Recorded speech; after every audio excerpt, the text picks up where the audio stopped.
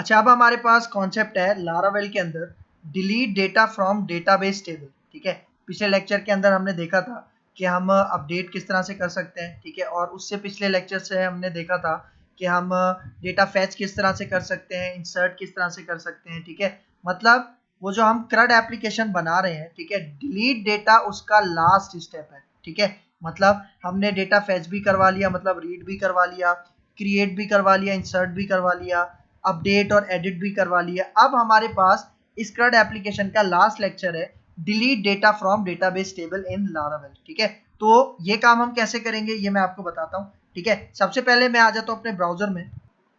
ठीक है, तो यहाँ पे देखो पिछले लेक्चर्स के अंदर तक हमने यहाँ पे डेटा फैच करवाना देख लिया था। ठीक है, इंसर्ट करवाना और यहाँ पे एडिट किस तरह से करते हैं ये भी हमने देख लिया था। ठीक है, तो अब यहाँ पे आके मैं आपको इस लेक्चर के अंदर ये बताऊंगा कि हम डेटा डिलीट किस तरह से करते हैं। ठीक है, और डिलीट करने से पहले हम कंफर्मेशन किस तरह से डिस्प्ले करवा सकते हैं कि भाई जिस तरह हम डिलीट के बटन पे क्लिक करते हैं तो हमारे पास मैसेज आता है ओके या कैंसिल। ठीक है, ओके करेंगे तो डेटा डिलीट हो जाएगा, कैंसिल करेंगे तो डेटा डिलीट नहीं होगा। ठीक है, तो इस लेक्चर को इंप्लीमेंट करने के लिए सबसे पहले मुझे क्या करना पड़ेगा, डिलीट के बटन्स इस एडिट के साथ डिस्प्ले करवाने पड़ेंगे। ठीक है, ठीक है, तो एडिट के साथ डिलीट के बटन्स मैं किस तरह से बनाऊंगा, देखो ये वाला जो आपको व्यू नजर आ रहा है कौन सा व्यू है, इंडेक्स का व्यू है।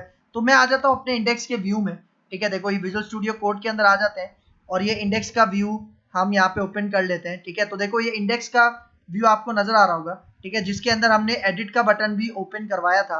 देख रहे हो यहाँ पे ये लिंक आपको नजर आ रहा होगा एंकर का।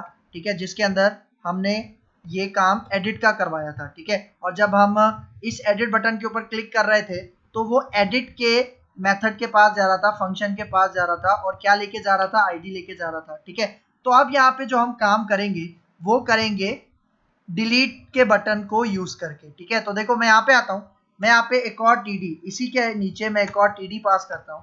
ठीक है, और देखो ये जो हमारे पास टीडी होगा ना, ठीक है, इसके अंदर जो मैं बटन क्रिएट करूंगा वो सबमिट बटन होगा। ठीक है, और सबमिट बटन आपको पता है फॉर्म के अंदर होता है। ठीक है, तो इसका मतलब मुझे फॉर्म बनाना पड़ेगा। ठीक है, तो देखो मैं यहाँ पे आके फॉर्म का ये टैग ले लेता हूँ। ठीक है, और यहाँ पे आके इसके अंदर मैं एक सबमिट का बटन बना लेता हूँ। तो मैं यहाँ पे क्या देता हूँ, इनपुट सबमिट। ठीक है, और यहाँ पे आके जैसे ही मैं एंटर करूंगा तो ये आपके पास बटन क्रिएट हो जाएगा और यहाँ पे आके मैं इस बटन को वैल्यू दे देता हूँ डिलीट। ठीक है, और इसके ऊपर बूटस्ट्रैप की कुछ क्लासेस हम अप्लाई कर देते हैं। ठीक है, एक क्लास है हमारे पास बीटीएन और डिलीट करना है तो डिलीट करने के लिए मैं यहाँ पे क्लास यूज कर देता हूँ बीटीएन डेंजर की, जो कि रेड कलर का बटन आपको प्रोवाइड करता है। ठीक है, तो देखो अब यहाँ पे आके अगर मैं इसको सेव करूँ और यहाँ पे आके अगर मैं इसको रिफ्रेश करूँ, ठीक है, देखो एडिट के साथ आपको ये डिलीट के बटन नजर आ रहे हैं। ठीक है, मतलब जिस रो को आपने डिलीट करना है उसके आगे आप डिलीट के ऊपर क्लिक करोगे। ठीक है, अच्छा यहाँ पे अभी आप एक चीज नोटिस करो, ये जो डिलीट का कॉलम है इसके ऊपर आपके पास ये ऑपरेशंस की हेडिंग स्ट्रेच नहीं हुई थी। ठीक है, तो ये जो ऑपरेशंस का कॉलम, ये जो हमने टीएच बनाया था, इसको हम स्ट्रेच कर देते हैं ताकि ये एडिट और डिलीट दोनों के कॉलम्स को क्या करे, कवर करे। ठीक है, तो देखो मैं यहाँ पे आता हूँ, हम यहाँ पे ऊपर चलते हैं, जो हमने ऑप्शंस ऑपरेशंस का ये टीएच बनाया था इसको मैं यहाँ पे कॉल स्पैन दे देता हूँ। ठीक है, और कॉल स्पैन मतलब मुझे स्ट्रेच करना है दो कॉलम्स के ऊपर। ठीक है, मतलब ये जो आपके पास हेडिंग है ऑपरेशन, इसको मुझे दो कॉलम्स के ऊपर स्ट्रेच करना है। कौन से कॉलम्स के ऊपर, एडिट और डिलीट वाले कॉलम्स के ऊपर। तो इसको मैं सेव करता हूँ और यहाँ पे आके अब जैसे ही मैं रिफ्रेश करूंगा तो अब देखो अब ये जो ऑपरेशंस है ये आपके पास एडिट और डिलीट के कॉलम के ऊपर अपीयर हो रहा है। ठीक है, तो देखो अब मुझे क्या करना है, अब मैं कह रहा हूं कि जैसे ही मैं डिलीट के ऊपर क्लिक करूंगा तो रिक्वेस्ट क्या जाएगी, देखो मैं आपको दिखा देता हूं। मैं आता हूं अपने एम्प्लॉय कंट्रोलर में। ठीक है, और यहाँ पे ये जो हमने अपडेट का काम किया था, ठीक है, इसके नीचे आ जाते हैं। तो यहाँ पे देखो, यहाँ पे अब आपके पास लास्ट फंक्शन रह गया है जिसको हम कहते हैं डिस्ट्रॉय। और ये डिस्ट्रॉय देखो नाम से ही जाहिर है ये कब चलेगा, जब हम डिलीट का काम करेंगे। ठीक है, मतलब देखो जब मैं डिलीट के बटन के ऊपर क्लिक करूंगा तो जिस रो के आगे मैंने डिलीट के ऊपर क्लिक किया होगा उसकी आईडी कहाँ पे आ जाएगी, यहाँ पे स्टोर हो जाएगी और उस आईडी के थ्रू मैं क्या कर दूंगा, डेटा डिलीट कर दूंगा। ठीक है, तो देखो मैं यहाँ पे आता हूँ, मैं अपने इंडेक्स के व्यू पे आ जाता हूँ। ठीक है, और यहाँ पे जो मैंने बटन बनाया है, ठीक है, हम नीचे आते हैं, जो मैंने छोटा सा फॉर्म बनाया है, तो मैं कह रहा हूँ कि जब मैं सबमिट करूंगा, ठीक है, ये फॉर्म जब मैं सबमिट करूंगा मतलब डिलीट करूंगा तो रिक्वेस्ट कहाँ जाएगी, रिक्वेस्ट जाएगी इस डिस्ट्रॉय के फंक्शन के पास, ठीक है। तो अब यहाँ पे मैं इसको रूट दे देता हूँ, ठीक है। मतलब एक्शन के अंदर हम यहाँ पे मैं ब्लेड सिंटैक्स ओपन करता हूँ और इसके अंदर मैं यहाँ पे एक्शन मेथड को यूज करता हूँ, ठीक है। और यहाँ पे मैं कहता हूँ कि रिक्वेस्ट कहाँ जाएगी, ये जो हमारे पास एम्प्लॉय कंट्रोलर है, ठीक है, एम्प्लॉय कंट्रोलर के अंदर ये जो एक फंक्शन है जिसका क्या नाम है डिस्ट्रॉय, ठीक है। मतलब जब सबमिट करेंगे हम, ठीक है, तो इस डिस्ट्रॉय फंक्शन के पास हमने जाना है। और मैंने आपको क्या बताया कि जो डिस्ट्रॉय फंक्शन है ये क्या लेता है, एक आईडी लेता है अपने पैरामीटर के अंदर, ठीक है। तो मैं यहाँ पे क्या करूंगा, ये जो एक्शन है, ठीक है, जो एक्शन का मेथड है, इसके पहले आर्ग्यूमेंट के अंदर मैंने ये पाथ पास कर दिया, ठीक है, फिर कॉमा यहाँ पे लगाता हूँ और अब मैं यहाँ पे क्या पास करूंगा, अब मैं यहाँ पे आईडी पास करूंगा, ठीक है। सही है। जिस तरह से अगर आप ऊपर देखो, जिस तरह से मैं एडिट का फंक्शन कॉल करते वक्त ये आईडी पास कर रहा था, ठीक है, सेम इसी को अब मैं यहाँ से कॉपी करता हूँ और मैं यहाँ पे पेस्ट कर देता हूँ, ठीक है। इसका मतलब अब जब भी मैं सबमिट करूंगा, मतलब डिलीट के बटन के ऊपर क्लिक करूंगा, तो रिक्वेस्ट क्या जाएगी, डिस्ट्रॉय फंक्शन के पास जाएगी और साथ क्या लेके जाएगा, आईडी लेके जाएगा। और आईडी कहाँ पे जाके स्टोर हो जाएगी, देखो आईडी यहाँ पे ये जो डिस्ट्रॉय का फंक्शन है इसका ये जो पैरामीटर है $id, इसके अंदर वो आईडी हमारी स्टोर हो जाएगी, ठीक है। लेकिन अब अगर मैं आपको एक चीज दिखाऊं, देखो मैंने आपको लास्ट क्लास के अंदर मैंने रूट डिस्प्ले करवाने के लिए कमांड आपको बताई थी और वो कमांड कौन सी थी, अगर आप यहाँ पे देखो हमारे पास एक कमांड होती है php artisan root list, ठीक है। इसके जरिए हम क्या देख सकते हैं कि भाई कौन से एक्शन मेथड को कॉल करना है, मतलब हमारे कंट्रोलर के कौन से फंक्शन को कॉल करना है, उसका कौन सा फंक्शन कॉल करवाना है, ठीक है। इस सब की रूट हम इस कमांड से देख सकते हैं। तो देखो अगर मैं थोड़ा सा नीचे जाऊं, अब मैं डिस्ट्रॉय फंक्शन को देखता हूं कि डिस्ट्रॉय फंक्शन के लिए क्या रूट होता है, कौन सी रिक्वेस्ट काम करती है, ठीक है। तो देखो मैं नीचे आता हूं, ठीक है। तो ये देखो आपको यहाँ पे डिस्ट्रॉय नजर आ रहा होगा, ठीक है। ये डिस्ट्रॉय आपके पास कब चलेगा, जब आप यूआरएल में एम्प्लॉय टाइप करोगे और एम्प्लॉय के बाद आप कोई भी आईडी पास करोगे, ठीक है। तो रिक्वेस्ट कहाँ चली जाएगी, डिस्ट्रॉय के पास चली जाएगी। और देखो ये आपके पास डिस्ट्रॉय की रिक्वेस्ट कब जाएगी, जब आप यहाँ पे ये डिलीट की रिक्वेस्ट को यूज करोगे। जिस तरह पिछले लेक्चर के अंदर मैंने आपको बताया था कि जब आप अपडेट करते हो तो पुट रिक्वेस्ट काम करती है, ठीक है। और जब आप अपना डेटा इंसर्ट करवाते हो तो पोस्ट रिक्वेस्ट काम करती है, जब आप डेटा फेच करवाते हो तो गेट रिक्वेस्ट काम करती है। सेम इसी तरह जब आपका ये डिस्ट्रॉय का एक्शन मेथड चलेगा तो तब आपके पास कौन सी रिक्वेस्ट काम करेगी, डिलीट रिक्वेस्ट काम करेगी, ठीक है। तो इसके लिए मैं यहाँ पे क्या करता हूँ, देखो मैं आ जाता हूँ अपने इंडेक्स केस व्यू में, ठीक है। तो देखो ये जो फॉर्म है, मतलब जब मैं इसको सबमिट करूंगा तो ये डिलीट रिक्वेस्ट को फॉलो करेगा और हमारा डेटा डिलीट करवाएगा। तो देखो यहाँ पे ये जो हमारे पास फॉर्म के अंदर हमने एक्शन का एट्रीब्यूट दिया है, तो इसके बाद यहाँ पे अब मैं मेथड का एट्रीब्यूट देता हूँ और इसके अंदर मैं पास कर देता हूँ डिलीट, ठीक है। कौन सी रिक्वेस्ट पास कर रहा हूँ, डिलीट, क्योंकि जब भी हम डेटा डिलीट करते हैं तो ना तो गेट रिक्वेस्ट काम करती है ना पोस्ट रिक्वेस्ट काम करती है, बल्कि कौन सी रिक्वेस्ट काम करती है, डिलीट रिक्वेस्ट काम करती है, ठीक है। और देखो यहाँ पे आके देखो अक्सर आपके पास एक प्रॉब्लम होती है, ठीक है। वो प्रॉब्लम क्या होती है कि अगर आप यहाँ पे मेथड के अंदर डिलीट पास करते हो तब आपके पास वो डिस्ट्रॉय फंक्शन के अंदर नहीं जाता, मतलब डिस्ट्रॉय फंक्शन के पास नहीं जाता, ठीक है। पहले आप इसको ट्राई करके देखना, अगर आपके पास ये डिलीट रिक्वेस्ट सक्सेसफुली काम कर जाती है तो ठीक है, वरना आपने क्या करना है, आप यहाँ पे डिलीट की जगह क्या लिखोगे, पोस्ट, ठीक है। और फिर अपने फॉर्म के अंदर यहाँ पे आप एक डायरेक्टिव यूज करोगे मेथड, ठीक है, और इसके अंदर आप पास कर दोगे डिलीट, ठीक है। सही है। मतलब आप यहाँ पे इसको पोस्ट ही रखोगे अपने फॉर्म के अंदर, लेकिन यहाँ पे आप एक डायरेक्टिव पास कर दोगे डिलीट। तो ये क्या करेगा, ये डिलीट रिक्वेस्ट को फॉलो करके आपकी जो रिक्वेस्ट है वो कहाँ भेज देगा, डिस्ट्रॉय फंक्शन के पास भेज देगा। और डिस्ट्रॉय फंक्शन क्या करेगा, आपका जो भी डेटा है वो उसको डिलीट कर देगा, ठीक है। तो एक आपके पास इसका ये पॉइंट है। अच्छा, फिर दूसरा पॉइंट क्या है कि आपको पता है कि जितने भी हम लारावेल के अंदर फॉर्म्स बनाते हैं उसके अंदर हम एक और यहाँ पे डायरेक्टिव ऐड करते हैं जिसको हम कहते हैं CSRF, जो कि CSRF अटैक्स को रोकने के लिए हम यूज करते हैं, ठीक है। और ये CSRF क्या होता है, इसको हमने एक फॉर्म हैंडलिंग की वीडियो हमने बनाई हुई है अपनी प्लेलिस्ट में, उसमें हमने डिटेल में इसको डिस्कस किया है कि ये CSRF क्या होता है, इसकी फुल फॉर्म क्या होती है, इसको कैसे यूज किया जाता है, ये सारी चीजें हम कवर कर चुके हैं फॉर्म हैंडलिंग की वीडियो के अंदर, ठीक है। तो अगर किसी ने नहीं देखी तो आप वो वीडियो देख सकते हो, ठीक है बेटा। तो देखो अब अगर मैं डिलीट के ऊपर क्लिक करूंगा तो रिक्वेस्ट कहां जाएगी, डिस्ट्रॉय के फंक्शन के पास, और जो भी आईडी मतलब जिस रो के बाद मैंने डिलीट के ऊपर क्लिक किया है, जिस तरह अगर मैंने यहाँ पे देखो आदिल वाली रो के ऊपर डिलीट के ऊपर क्लिक किया है तो आदिल की आईडी क्या है 1, ठीक है। तो आदिल की आईडी यहाँ पे 1 पास होगी और 1 कहाँ पे चली जाएगी, डिस्ट्रॉय के फंक्शन के पास। इसका मतलब ये वाला फंक्शन चलेगा और आदिल की आईडी क्या थी 1, वो यहाँ पे आके स्टोर हो जाएगी, ठीक है। और अब मुझे यहाँ पे क्या काम करना है, अब यहाँ पे मैं एक वेरिएबल बनाता हूँ emp, और अब मैं यहाँ पे अपनी एम्प्लॉय मॉडल क्लास को यूज करता हूँ और इसके साथ में फाइंड का मेथड यूज करता हूँ, ठीक है।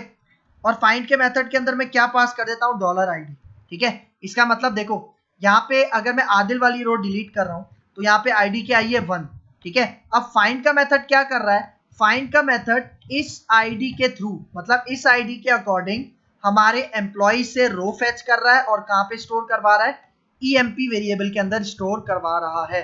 इसका मतलब यहाँ पे जो आईडी आ रही है वो 1 है ना, तो फाइंड क्या करेगा, हमारे एम्प्लॉय के अंदर से 1 आईडी को फाइंड करेगा और 1 आईडी पे जो भी रो है, जो भी डेटा है, वो कहाँ पे जाके स्टोर कर देगा, इस emp वेरिएबल के अंदर स्टोर कर देगा, ठीक है। और अब यहाँ पे ये जो $emp है इसको मुझे डिलीट करवाना है, ठीक है, अपने डेटाबेस के टेबल से डिलीट करवाना है। तो मैं यहाँ पे मेथड यूज करूंगा डिलीट का, ठीक है, सही है। तो ये जो हमारे पास मॉडल क्लास का ऑब्जेक्ट है एम्प्लॉय, ठीक है, इसके अंदर वो डेटा आ रहा है जो मैं डिलीट करवाना चाह रहा हूँ। तो इसके ऑब्जेक्ट के साथ मैं कौन सा मेथड यूज कर रहा हूँ, डिलीट का। तो ये डिलीट का मेथड क्या करेगा, ये डिलीट का मेथड हमारे इस ऑब्जेक्ट को परमानेंटली मतलब हमारे टेबल के अंदर से डिलीट करवा देगा। और जैसे डिलीट होगा तो मैं उसको रीडायरेक्ट कहाँ पे करवा दूंगा, मैं उसे रीडायरेक्ट करवा दूंगा ये जो हमारा इंडेक्स का फंक्शन है, ठीक है। और इंडेक्स का फंक्शन आपके पास कब चलता है, जब ये URL टाइप होती है जिसका क्या नाम है एम्प्लॉय, ठीक है बेटा। तो देखो अब अगर मैं यहाँ पे आके इसको सेव करता हूँ और यहाँ पे आके अब इसको रन करते हैं, ठीक है, रिफ्रेश करते हैं, ठीक है। देखो मैं स्क्रॉल करके थोड़ा सा नीचे आता हूँ तो देखो हमने ये एक लास्ट रो इंसर्ट की थी अनस की। तो अगर मैं अनस को यहाँ पे क्या करूँ, डिलीट करूँ, ठीक है। अच्छा एक बात याद रहे कि अभी तक मैंने डिलीट के ऊपर कोई भी कंफर्मेशन अप्लाई नहीं की, ठीक है। तो देखो अभी मैं जैसे ही डिलीट के ऊपर क्लिक करूंगा तो देखो वापस मैं कहां पे रीडायरेक्ट हो गया, अपने इंडेक्स फंक्शन के ऊपर मतलब इंडेक्स के व्यू पे। और अब अगर आप स्क्रॉल करके नीचे जाओ तो देखो आपके पास अनस का डेटा यहां से डिलीट हो चुका है, ठीक है। और अब अगर मैं आपको टेबल से दिखाऊं कि टेबल के अंदर डिलीट हुआ या नहीं हुआ, ठीक है। तो अब यहाँ पे देखो आप यहाँ पे वो जो 9 रिकॉर्ड पे अनस का डेटा स्टोर था वो क्या हो चुका है, डिलीट हो चुका है, ठीक है। तो इस तरह से आप क्या करवा सकते हो, डेटा डिलीट करवा सकते हो, ठीक है। तो अब मैं यहाँ पे आता हूँ, अब मुझे यहाँ पे क्या काम करना है। अच्छा तो यहाँ पे देखो अभी जब मैं डेटा डिलीट कर रहा था तो हमारे पास यहाँ पे कोई मैसेज शो नहीं हो रहा था। जिस तरह इंसर्ट करने पर, अपडेट करने पर हम यहाँ पे अलर्ट बॉक्स सक्सेस वाला डिस्प्ले करवा रहे थे, वैसा काम अभी हमने डिलीट पे नहीं किया। देखो अगर मैं यहाँ पे आके ये दानिश का डेटा डिलीट करता हूँ, मैं डिलीट के ऊपर क्लिक करता हूँ तो यहाँ पे देखो दानिश का डेटा तो डिलीट हो गया, लेकिन हमारे पास यहाँ पे देखो टेबल के ऊपर कोई मैसेज नहीं आया। तो मैसेज डिस्प्ले करवाने के लिए मैं क्या करता हूँ, देखो वही काम करूंगा जो मैंने इंसर्ट और अपडेट करते वक्त करवाया था, ठीक है। या जहां पे मैं रीडायरेक्ट करवा रहा हूँ, ठीक है, यहाँ पे मैं रीडायरेक्ट करवा रहा हूँ, इसके साथ में यहाँ पे क्या भेजता हूँ, देखो मैं यहाँ पे विद मेथड का यूज करता हूँ और मैं कहता हूँ यहाँ पे एक वेरिएबल पास होगा जिसका नाम क्या होगा, डिलीट मैसेज, ठीक है। और उसके अंदर मैं डेटा क्या स्टोर करवाऊंगा, एक मैसेज स्टोर करवाऊंगा और मैं मैसेज क्या लिख दूंगा, मैं कहता हूँ data has been deleted successfully, ठीक है। ये मैसेज मैंने यहाँ पे क्या किया, कहाँ भेज रहा हूँ, ठीक है, ये मैं अपने एम्प्लॉय के इस रीडायरेक्ट पे भेज रहा हूँ, ठीक है, मतलब इंडेक्स के फंक्शन पे भेज रहा हूँ। तो यहाँ पे देखो इंडेक्स के फंक्शन पे एक अलर्ट मैसेज शो होगा और अलर्ट मैसेज के लिए मैंने यहाँ पे एक व्यू बनाया हुआ था, ठीक है। तो देखो मैं यहाँ पे इस वैल्यू को मतलब इस की को मैं स्टोर करता हूँ, ठीक है, इस वेरिएबल को हम कॉपी करते हैं और मैं यहाँ पे आता हूँ, ये जो हमने अपना messages.blade.php बनाया हुआ था, ठीक है, यहाँ पे देखो यहाँ पे मैंने इंसर्ट, जब मैं इंसर्ट कर रहा था तो उसके लिए कौन सा अलर्ट शो होगा वो भी डिस्प्ले करवाया हुआ है, सेशन के लिए कौन सा चलेगा, अपडेट मैसेज वाला चलेगा, वो भी डिस्प्ले करवाया हुआ है, ठीक है। तो अब सेम इसी तरह मुझे यहाँ पे किसके लिए करवाना है, मुझे यहाँ पे मैं इसी को कॉपी करता हूँ, इफ और एंड इफ को, और अब मुझे यहाँ पे डिलीट के लिए यहाँ पे काम करवाना है। ठीक है, तो मैं यहाँ पे आता हूँ, मैंने इसका नाम क्या सेट किया है, डिलीट मैसेज, इसको हम कॉपी करते हैं। ठीक है, और यहाँ पे मैं आता हूँ। ठीक है, और मैं कहता हूँ कि अगर आपके पास डिलीट मैसेज के अंदर कोई डेटा सेट है, ठीक है, जिस तरह हम इस सेट का मेथड यूज करते थे वही काम अब मैं सेशन के थ्रू कर रहा हूँ। अगर इसके अंदर कोई भी वैल्यू सेट है तो आपके पास ये वाला आपके पास सक्सेस अलर्ट चलेगा, और इसके अंदर डिलीट मैसेज के अंदर जो भी मैसेज है वो यहाँ पे इस स्ट्रॉन्ग के मेथड के बाद यहाँ पे वो क्या हो जाएगा, डिस्प्ले हो जाएगा। तो यहाँ पे मैंने पास कर दिया डिलीट मैसेज। ठीक है, और ये जो आपके पास messages dot blade dot PHP वाला व्यू है, ये मैंने इंक्लूड कहाँ पे करवाया हुआ है, ये मैंने इंक्लूड करवाया हुआ है। अगर मैं आपको ये अपना टेबल दिखाऊं जिसके अंदर सारा डेटा गेट किया हुआ है, तो देखो इस टेबल के ठीक ऊपर मैंने अपना यही व्यू, ठीक है, जिसके अंदर मैंने अलर्ट्स के सक्सेस मैसेजेस पास किए हुए हैं, ठीक है, उसका ये जो व्यू है वो मैं यहाँ पे पास कर रहा हूँ। ठीक है, तो जब मैं डिलीट के ऊपर क्लिक करूंगा तो जो भी उसका मैसेज है, ठीक है, वो हमारे पास इस मैसेजेस वाले व्यू के अंदर पास होगा। ठीक है, और उसका मैसेज आपको डिस्प्ले करवाएगा, और ये वाला जो व्यू है वो कहाँ पे ऐड हो जाएगा, हमारे टेबल के ठीक ऊपर यहाँ पे ऐड हो जाएगा। ठीक है बेटा, तो अब इसको सेव करते हैं और यहाँ पे आके इसको चेक करते हैं। ठीक है, यहाँ पे आके मैं इसको रिफ्रेश करता हूँ। ठीक है, और अब जाते हैं नीचे, नीचे से एक डेटा डिलीट कर देते हैं। अब देखो 7th पे आ रहा है राहिल, तो अगर मैं यहाँ पे आके डिलीट के ऊपर क्लिक करूँ तो जैसे ही डिलीट करूंगा आप देखो मैसेज क्या शो हो रहा है, सक्सेस का अलर्ट शो हो रहा है, और क्या मैसेज आ रहा है, data has been deleted successfully.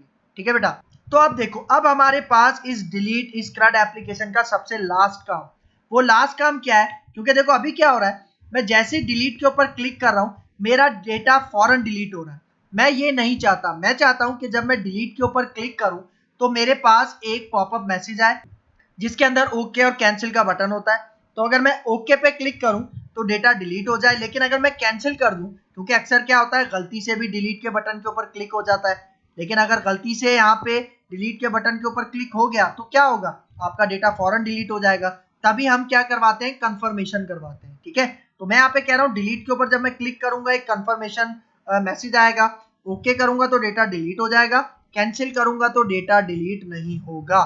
ठीक है, तो उसके लिए ये जो हमारे पास डिलीट बटन है, मैं जैसे इसके ऊपर क्लिक करता हूं तो एक कंफर्मेशन मैसेज आना चाहिए। तो उसके लिए मैं क्या करूंगा, देखो मैं यहाँ पे आता हूं, ये जो इंडेक्स में ये जो हमने बटन बनाया था, ठीक है, ये जो मैंने फॉर्म बनाया था छोटा सा जिसके अंदर डिलीट का बटन था, ठीक है, ये देखो आपको फॉर्म नजर आ रहा है जिसके अंदर ये डिलीट का सबमिट बटन था।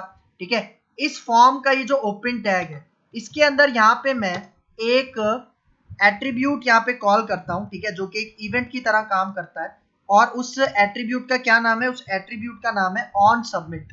ठीक है, और इसके अंदर ऑन सबमिट में मैं एक मेथड यहाँ पे कॉल करवाता हूँ। ठीक है, मैं यहाँ पे रिटर्न लिखता हूँ और यहाँ पे मैं एक मेथड अभी बनाऊंगा जावास्क्रिप्ट का, और उस मेथड का नाम क्या होगा, कंफर्म डिलीट। ठीक है, मतलब जब भी मैं अपना फॉर्म सबमिट करूंगा तो आपके पास ये वाला मेथड क्या करेगा, कुछ ना कुछ डेटा रिटर्न करेगा, किसको, ऑन सबमिट के इवेंट को, ऑन सबमिट के मेथड को। ठीक है, तो ये वाला जो हमारे पास मेथड है, ठीक है, जावास्क्रिप्ट का, ये अभी हमने बनाया नहीं है, ये अभी हम बनाएंगे। ठीक है, तो मैं यहाँ पे क्या करता हूँ, ये जो इंडेक्स वाला पेज है इसके सबसे नीचे आ जाते हैं हम। ठीक है, ये जो स्क्रिप्ट के टैग्स हैं यहाँ पे आके मैं एक और स्क्रिप्ट का टैग ओपन करता हूँ, और यहाँ पे मैं एक जावास्क्रिप्ट का फंक्शन बनाता हूँ। ठीक है, और इस फंक्शन का नाम मैं यही रखूंगा, कंफर्म डिलीट। ठीक है, और यहाँ पे आके इसकी बॉडी ओपन करते हैं। ठीक है, और अब मैं यहाँ पे कहता हूँ रिटर्न, और यहाँ पे आपको पता होगा कि जावास्क्रिप्ट हमें एक मेथड प्रोवाइड करता है कंफर्मेशन के लिए, और उस मेथड का क्या नाम होता है, कंफर्म। ठीक है, और कंफर्म के अंदर मैं यहाँ पे मैसेज क्या कह देता हूँ, आर यू श्योर। ठीक है, are you sure to delete data. ठीक है, और यहाँ पे क्वेश्चन मार्क लगा देता हूँ। इसका मतलब कि जब भी मैं अपना फॉर्म क्या करूंगा, सबमिट करूंगा, मतलब जब भी मैं डिलीट के ऊपर क्लिक करूंगा तो क्या होगा, ऑन सबमिट के ऊपर ये वाला फंक्शन कॉल होगा, और ये वाला फंक्शन जब कॉल होगा तो हमें कंफर्म मेथड एक पॉपअप डिस्प्ले करवाएगा जिसके अंदर मैसेज क्या शो रहा होगा, are you sure to delete data. ठीक है, लेकिन अगर मैं यहाँ पे, मैंने क्या बताया था, ये जो कंफर्म का मेथड है ये दो बटन आपको शो करवाता है इस मैसेज के साथ। ठीक है, कौन से दो बटन होते हैं, वो एक ओके का बटन होता है और एक कैंसिल का बटन होता है। ओके करूंगा तो आपके पास ये जो कंफर्म डिलीट का मेथड है ये क्या रिटर्न करेगा, ट्रू रिटर्न करेगा, ठीक है। लेकिन अगर मैं कैंसिल करूंगा तो ये जो कंफर्म डिलीट का आपके पास फंक्शन है ये फॉल्स रिटर्न करेगा, ठीक है। तो देखो अगर ये मेथड ट्रू रिटर्न करेगा हमारे फॉर्म को तो क्या होगा, हमारा डेटा डिलीट हो जाएगा। लेकिन अगर ये वाला फंक्शन हमारे फॉर्म को मतलब ऑन सबमिट को अगर फॉल्स रिटर्न करेगा तो हमारा डेटा डिलीट नहीं होगा, ठीक है। मतलब देखो अगर मैं यहाँ पे जाता हूँ अपने ये फॉर्म के ऊपर, ठीक है, देखो इस फॉर्म के ऊपर मैं यहाँ पे कौन सा मेथड कॉल करवा रहा हूँ, कंफर्म डिलीट वाला मेथड कॉल करवा रहा हूँ। और ये मेथड मैं कब कॉल करवा रहा हूँ, जब मैं सबमिट करूंगा, ठीक है। तो देखो जब मैं ओके पे क्लिक करूंगा, ठीक है, ओके पे क्लिक करूंगा तो ये कंफर्म डिलीट का जो फंक्शन है ये क्या रिटर्न करेगा, ये ट्रू रिटर्न करेगा, किसको, ऑन सबमिट को, ठीक है, मतलब हमारे फॉर्म को। तो जब भी हमारे फॉर्म को ट्रू मिलेगा, ठीक है, तो क्या होगा, हमारा डेटा डिलीट हो जाएगा, ठीक है। लेकिन अगर ये कंफर्म डिलीट का ये जो मेथड है अगर ये फॉल्स रिटर्न करेगा, फॉल्स कब रिटर्न करेगा, जब मैं कैंसिल के ऊपर क्लिक करूंगा। तो जब हमारे पास ऑन सबमिट के इस इवेंट को फॉल्स रिटर्न होगा तब हमारा डेटा डिलीट नहीं होगा, ठीक है। तो देखो अब अगर मैं यहाँ पे इसको सेव करूं और आपको रिजल्ट इसका दिखाऊं, मैं यहाँ पे आके इसको रिफ्रेश करता हूं, ठीक है। और अब ये जो सबसे लास्ट हमारे पास रिकॉर्ड है अनम वाला, मैं डिलीट के ऊपर क्लिक करता हूं तो देखो क्या मैसेज आ रहा है, are you sure to delete data. लेकिन अगर मैं कैंसिल कर दूं तो देखो अनम का डेटा डिलीट नहीं हुआ, ठीक है, देख रहे हो। अगर मैं रिफ्रेश करके भी आपको दिखाऊं, यहाँ पे देखो अनम का डेटा डिलीट नहीं हुआ। लेकिन अगर मैं अब डिलीट के ऊपर क्लिक करूं और ओके करूं, ठीक है, तो देखो क्या मैसेज आया, data has been deleted successfully. और अब अगर आप स्क्रॉल करके नीचे जाओ तो देखो अनम का डेटा आपके पास डिलीट हो चुका है। और अब अगर मैं आपको अपने टेबल में से दिखाऊं, मैं एम्प्लॉयज का टेबल दोबारा इसके ऊपर क्लिक करता हूं तो देखो कितने रिकॉर्ड्स रह गए, 5 रिकॉर्ड्स हमारे पास रह गए, आदिल से लेके जैन तक, देख रहे हो, आदिल से लेके जैन तक हमारे पास 5 रिकॉर्ड्स रह गए हैं, ठीक है। तो देखो इस तरह से हमने ये डिलीट ऑपरेशन भी इंप्लीमेंट करवा लिया। तो अब इस पूरी एप्लीकेशन को वेरीफाई करने के लिए मैं इसके सारे ऑपरेशंस आपको यहाँ पे करके दिखाता हूँ। तो सबसे पहले हम ऐड न्यू एम्प्लॉय के ऊपर क्लिक करते हैं। मैं यहाँ पे एक और यहाँ पे डेटा इंसर्ट करता हूँ, मैं यहाँ पे कहता हूँ फरहान, ठीक है, मेल, और एज हम कह देता हूँ यहाँ पे 27, और यहाँ पे मैं कह देता हूँ असिस्टेंट डायरेक्टर, ठीक है। और यहाँ पे आके मैं इंसर्ट के ऊपर क्लिक करता हूँ, ठीक है, देखो मैसेज क्या आ रहा है, data has been inserted successfully. और अब अगर आप नीचे जाओ तो देखो फरहान का डेटा यहाँ पे इंसर्ट हो चुका है।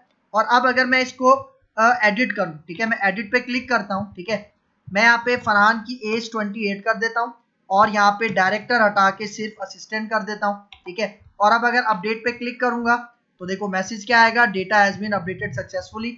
और अब अगर आप नीचे जाओ तो देखो ये जो फरहान है उसका डेजिग्नेशन असिस्टेंट डायरेक्टर से क्या हो गया, असिस्टेंट हो गया, ठीक है। और अब अगर मैं यही डेटा डिलीट करूं, ठीक है, डिलीट के ऊपर क्लिक करता हूं, अगर कैंसिल करूंगा तो डेटा डिलीट नहीं होगा।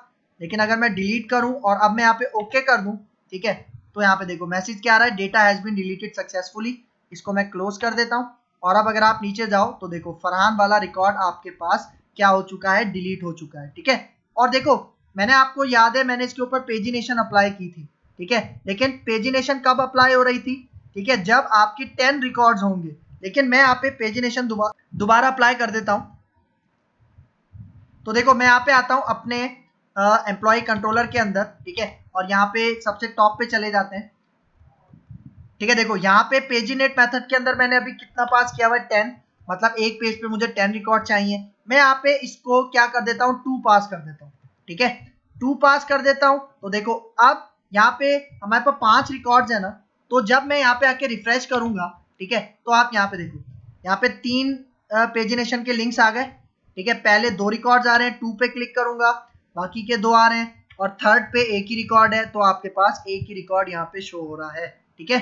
तो इस तरह से यहाँ पे हमने क्या कर लिया, कंप्लीट क्रड एप्लीकेशन बना ली, ठीक है बेटा। तो इस तरह से आज हमने ये पूरा एक क्रड एप्लीकेशन क्या कर लिया है, कंप्लीट कर ली है लारावेल के अंदर, ठीक है बेटा, क्लियर है यहाँ तक।